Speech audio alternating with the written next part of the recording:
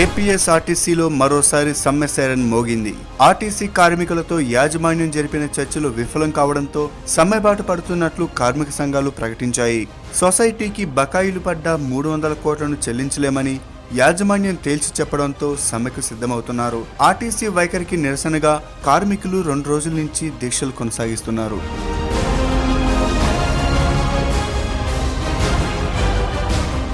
RTC కార్మికుల కోసం 1952లో ఏర్పాటు చేసిందే కోఆపరేటివ్ క్రెడిట్ సొసైటీ. కార్మికుల జీతాల నుంచి కొంత సొమ్మును మినహాయించి ఆర్టీసీ యాజమాన్యం సొసైటీ పేరిట బ్యాంకులో భద్రపరుస్తుంది. తిరిగి ఆ సొమ్మును కార్మికులకు రుణాల రూపంలో అందజేస్తారు.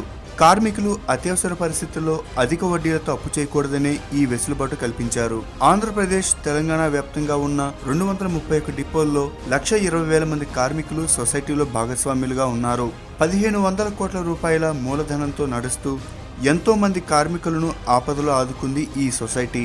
అయితే ఆర్టీసీ యాజమాన్యం నిర్లక్ష్యం అవలంబిస్తున్న విధానాల వల్ల సొమ్ము సక్రమంగా సొసైటీకి చేరడం లేదు.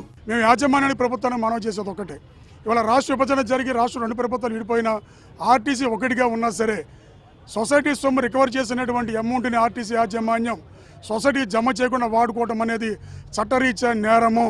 ఖచ్చితంగా దీనికి బాధ్యులైన అధికారుల్ని ఖచ్చితంగా అరెస్ట్ చేయాల్సినటువంటి అవసరం ఉన్నది. కాబట్టి మీరు తక్షణమే మీరు బ్యాంకుల దగ్గర అప్పు తెచ్చుకుంటారు, ప్రభుత్వం దగ్గరికి వెళ్ళి ఒత్తిడి చేస్తారు, మాకు అనవసరం. ఖచ్చితంగా 240 కోట్ల రూపాయలని సొసైటీకి జమ చేయాల్సిన అవసరం ఉందని చాలా స్పష్టంగా మనవి చేస్తూ ఉన్నాం.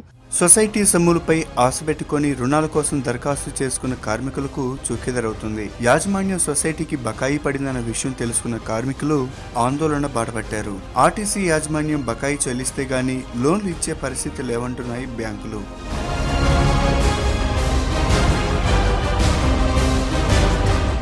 గత కొన్నాళ్లుగా కార్మికులు దీనిపై నిరసన తెలుపుతున్నా యాజమాన్యం పట్టించుకోవడం లేదు. దీంతో ఆందోళన ఉధృతం చేశారు. తెలంగాణలో ఆర్టీసీ ఎంప్లాయీస్ యూనియన్ ప్రధాన కార్యదర్శి రాజారెడ్డి, ఆంధ్రప్రదేశ్లో డిప్యూటీ జనరల్ సెక్రటరీ వైవి రావులు దీక్షలో ఉన్నారు. ప్రభుత్వం ఎలాంటి చలనం లేదు, ప్రభుత్వంలో ఎలాంటి పిలుపు రాలేదు. మేము అడిగేది చాలా న్యాయమైన డిమాండ్. అసలు ఈ డిమాండ్ గురించి మేము పోరాటమే చేయొద్దండి. ప్రభుత్వమే స్పందించి ఒక రిపేరింగ్ చేసినా అడిగిన ఇవ్వాల్సిన బాధ్యత ప్రభుత్వం పైన ఉంది. ఆర్టీసీ కార్మికుల జీతాల నుండి సిసిఎస్ సంబంధించి లోన్ల రికవరీ చేసిన డబ్బులు ఆర్టీసీ యాజమాన్యం కోఆపరేటివ్ సొసైటీకి గత 4 మాసాలకెళ్ళి జమ చేయకపోవడం వల్ల 295 కోట్లు జమ అయినాయి. ఆ 295 కోట్లకు ఇప్పటివరకే మేము 23 కోట్లు ఇంట్రెస్ట్ లాస్ అయినాం. ఇప్పటికైనా ఇరు రాష్ట్రాల ప్రభుత్వాలు స్పందించి సమస్యకు పరిష్కారం చూపకపోతే ఒక బస్సు కూడా తిరగనీయకుండా చేస్తామని ఎంప్లాయీస్ యూనియన్ హెచ్చరిస్తోంది. ఆగస్టు 2 నుంచి 2 రాష్ట్రాల్లో బస్సులు నిలిపివేస్తామని చెబుతున్నారు.